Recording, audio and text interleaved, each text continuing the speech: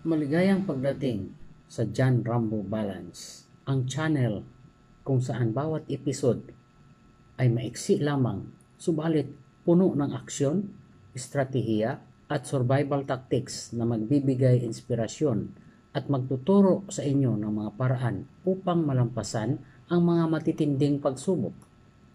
Samahan ninyo ako sa mga kwentong maghahamon at magpapatibay sa ating loob. Narito ang ating kwento. Sa gitna ng gubat ng Amazon, isang batikang explorer at survival expert na si Daniel ang bida sa ating kwento. Siya ay napadpad sa isang pinakaliblib na bahagi ng kagubatan matapos masira ang kanyang maliit na eroplano. Walang kasama at walang madaling paraan para humingi ng tulong. Kinakailangan niyang gamitin ang lahat ng kanyang kaalaman at kasanayan upang mabuhay. Sa unang araw, gumawa si Daniel ng pansamantalang kanlungan gamit ang mga sanga at dahon ng mga puno. Ginamit niya ang kanyang kaalaman sa paggawa ng apoy gamit ang kiskisan mula sa kahoy na nakalap sa paligid.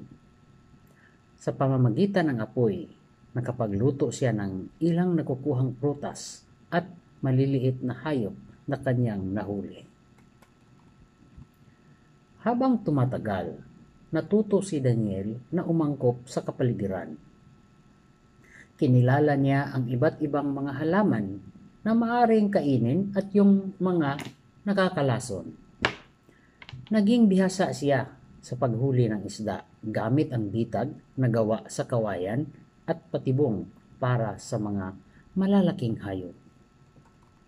Isang araw, habang naghahanap ng tubig, natuklasan niya ang bakas ng mga tao.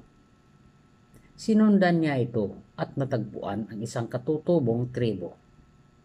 Sa simula'y nag-alinlangan siya na lumapit. Ngunit nanaig ang pangangailangan na makipag-ugnayan. Sa tulong ng mga sinyas at ilang salitang natutunan niya mula sa kanyang mga pagbabasa, unti-unti niyang nakuha ang tiwala ng tribo. Itinuro nila sa kanya ang mas epektibong mga paraan ng pangangaso at paggamit ng mga likas na yaman para sa kaligtasan. Sa loob ng ilang buwan, naging parang bahagi na si Daniel ng tribo. Ngunit, hindi niya makalimutan ang kanyang layunin na makabalik sa kanyang pamilya. Sa tulong ng tribo, itinayo niya ang isang maliit na bangka. Gamit ang mga kaalaman at kasanayan na natutunan niya sa tribo. Naglayag siya pabalik sa kabihasnan.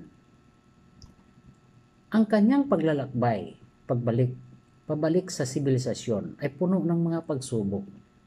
Ngunit, ang mga aral na natutunan niya sa kagubatan at ang mga katutubo ay naging sandata niya upang malampasan ang mga ito.